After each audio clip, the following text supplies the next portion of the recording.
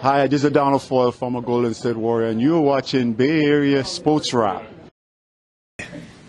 Who are you resting and not resting today? Steph and Draymond will not play today. Everybody else is, I can't say available, but everybody else will potentially play based on how they warm up. And other than Gary, Gary's out. You're mostly talking to the main guy, Yeah. Waiting to hear on JK.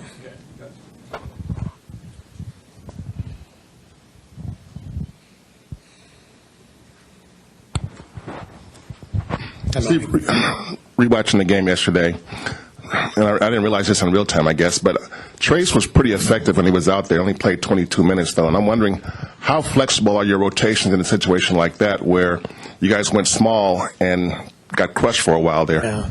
Yeah. We could have gone back to Trace, and for sure, watching the tape is, one of those things where you say, well, maybe we should have done that.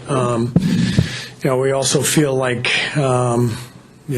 playing smaller gives us better opportunity to spread the floor and score.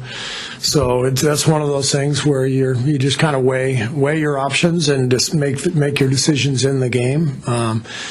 But to be perfectly frank, I wish I'd played Trace a little bit more. Obviously, what matters most is his health. But given that J.K. has missed a bunch of time in the past few weeks, is there more of an incentive to get him, on the floor tonight to get some rhythm? No, he'll play if he's capable of playing. So the training staff will determine that with J.K. And if he's available, then we'll get him plenty of minutes to try to get a rhythm. I know it was a while ago, but the experience with the play-in 3 years ago, do you carry anything you learned from that? I know very different team. Steph underlined that, very different team. But anything you might have taken from that? Okay, let's do a little differently. Yeah, I thought we were wiped out emotionally after that Laker game in the 7-8 game, and it's really tough because you're obviously putting all your chips in to win a game if you're in the play-in. But I thought we didn't have a ton of energy for the second one, and so it's most likely we're gonna have to win 2 games the way it's looking. So but if you're in the 7-8 game, the question that I had at the time afterwards was, should we have invested a little less emotionally into that game? And it's a tough one to figure out. But I felt like Memphis had a big advantage coming off a win, feeling good. We were kind of wiped out, and they took it to us. They got out to a big early lead before we were able to come back and force overtime. So it's an interesting dynamics, like from an emotional standpoint with the play-in.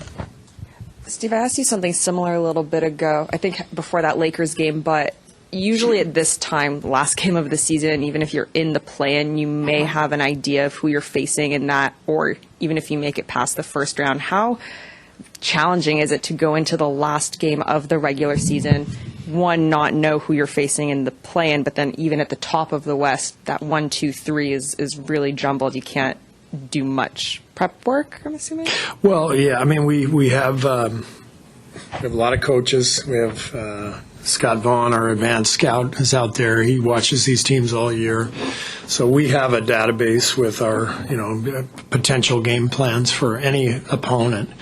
But you can't really dive in, to one opponent at this point, obviously. So for us, it's, most likely be in, the 9-10 game. I guess it's still a chance we could be 8, but that's unlikely. But that means get ready for that game. And while that's happening, we've got people behind the scenes who are preparing for potential opponents coming up. Steve, how would you sort of describe where Steph is emotionally, physically? You've talked about how he really needed that break a week ago. And then he looked so sharp against the Lakers and kind of sluggish the last couple of games and tweaked his ankle, as he mentioned. Is today more of an emotional fatigue, break, or is the ankle a concern at all? Or? No, the ankle's doing pretty well. he could play. If he had to play, he would be playing today. But given what we're facing, it made no sense to put him out there today. We're hoping that we've got 3 games this week, and so getting a rest today and getting time to recover before that first play-in game, that's much more important. Gary's now missed a few games with this calf. Is there any doubt that he could be available for the first play-in game? I haven't talked to Rick about it yet. I talked to Rick yesterday, and he just told me that Gary was definitely out for today, and that we'll see over the next couple of days his availability for the play-in.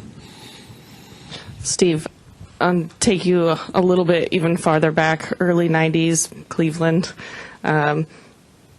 When you were a player, and there were very few losing seasons in your life, but when there were, where were you able to find joy, and was it difficult to kind of find something to play for in those seasons when you knew that, like, the big end goal wasn't even on the table? Wow, way back. Yeah, we had a year in Cleveland where Mark Price tore his ACL, and I think we only won 31 games, probably because I was his backup. And so it was a long year, but it was, in seasons like that, you really you lean into the game itself. I mean, we all grow up playing basketball because we love it, not because somebody forced us into it. And so even in a losing season, you can take a lot of joy from the game itself and from the relationships you have on the team. And, we were lucky to have Lenny Wilkins, an amazing coach who always had a good perspective on things. And, it's a reminder that life doesn't always go the way you want it, whether it's basketball or anything else. And so you just have to persevere and keep going about your business and have the perspective that we still play basketball for a living. We're living good lives. So those are my memories from the tough seasons that I had. Who's your Masters pick? Scheffler. I'm really going to go out on a limb here. Steve, on a player development end of things, you look at Jonathan Kuminga in his 3rd year now, Jalen Johnson in Atlanta in the 3rd year. Is there anything to that type of player, and I can go back and list a bunch more, where that is the timing that it takes for the 1-year college G League Ignite player to kind of get rolling in the NBA? I mean, it's hard to generalize it, but because everyone comes in with a different level of feel and understanding of the game. But I do think in general today, players have so little experience when they get to the NBA that there's a bigger learning curve than there was 20 years ago. Instead of getting 3 years with Dean Smith, you're getting 11 games with the G League Ignite. It's kind of a difference. You're not playing in the ACC championship game in front of 20,000 people. You're playing in games that, frankly, most people don't care about, or maybe you're getting 1 year of college, or maybe not even that. I mean, I think when we drafted James Wiseman, I think he played 3 college games, and so the league has changed so dramatically in terms of the players' experience and fundamental base or lack thereof when they arrive. The flip side is I think the players have never been more talented. Better shooting, better dribbling, individual skill work is just off the charts. So it feels to me like most guys who come in, we're trying to teach them the fundamentals and a base knowledge of feel for the game, anticipating what's going to happen. And the college coaches used to do that for us. So that's what I see. Be sure to give us a like and subscribe to our YouTube channel.